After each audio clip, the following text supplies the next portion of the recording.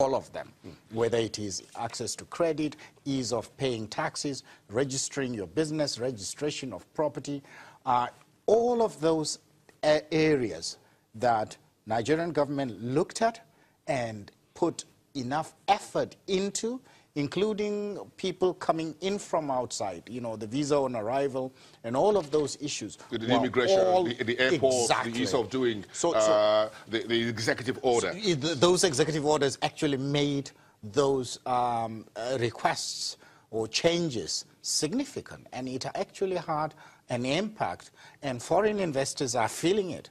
And to me, you know, when people say Nigeria is open for business, it used to be just a mere remark.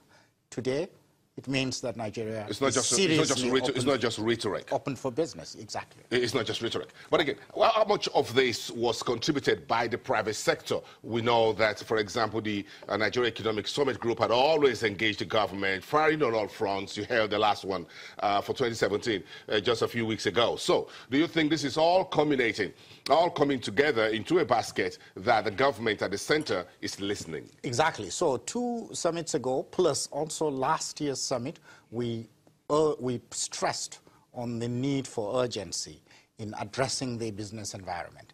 And we also worked together with the presidency, with the National Assembly via NASBA, which is the National Assembly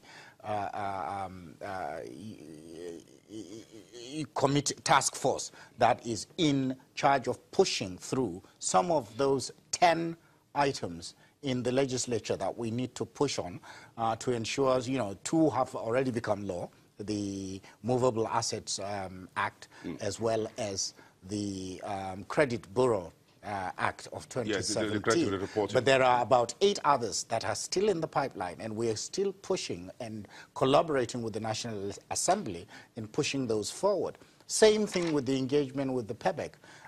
And the other thing is that I always say, and at the last summit, which is last year, the last year's summit, where you moderated the panel on that aspect, we basically took it and made it actionable. With the Honorable Minister of Trade, Industry and Investment, exactly. And so that became actionable. And to me, when people say, what do you guys do in those 3 days in Abuja?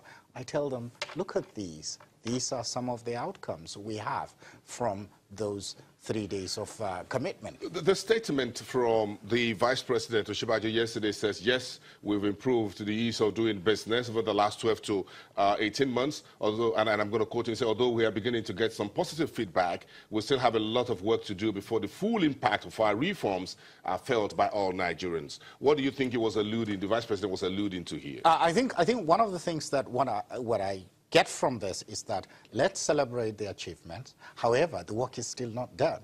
And I think this sort of momentum and the cheering that is going on should also make all MDAs, all aspects of government, whether it be the presidency, the legislature, or the judiciary, to all also put hands on deck to make sure that the issues relating to ease of doing business are addressed. I think when the Vice President was in an acting capacity, it made a remark to the tune of, if you are blocking any of these, it's as if you are actually telling the investors that they're not welcome, et cetera, et cetera. So what you see and what we say is being practicalized. And to me, that is where the beauty of this lie. And of course, they would come and check us.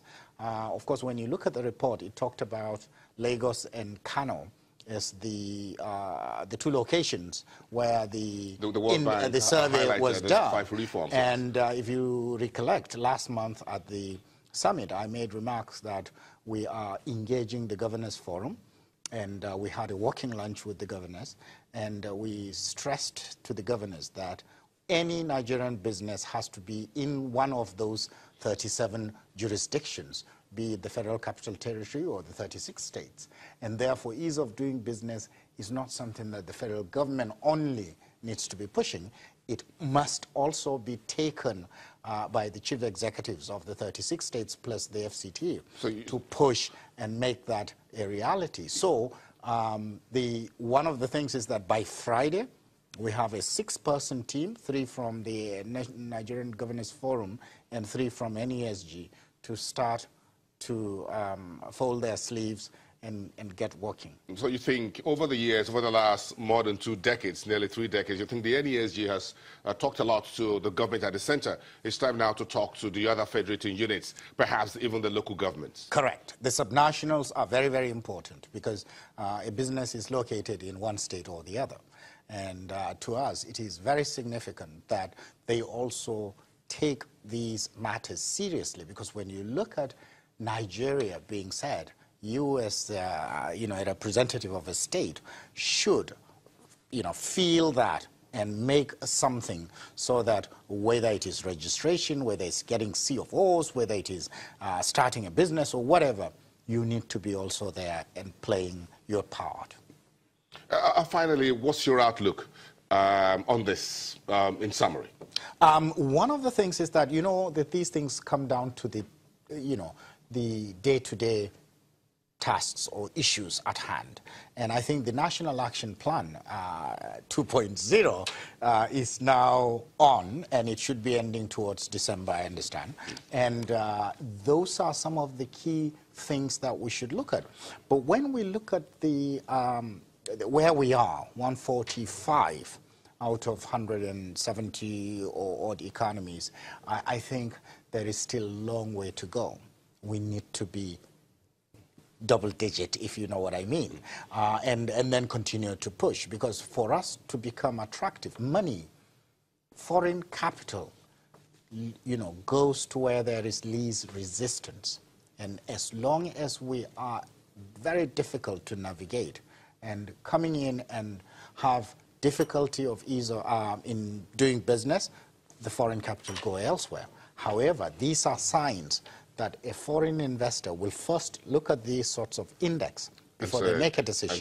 And it would say that these guys are very serious, and let me taste. We thank you for opening this conversation for us today.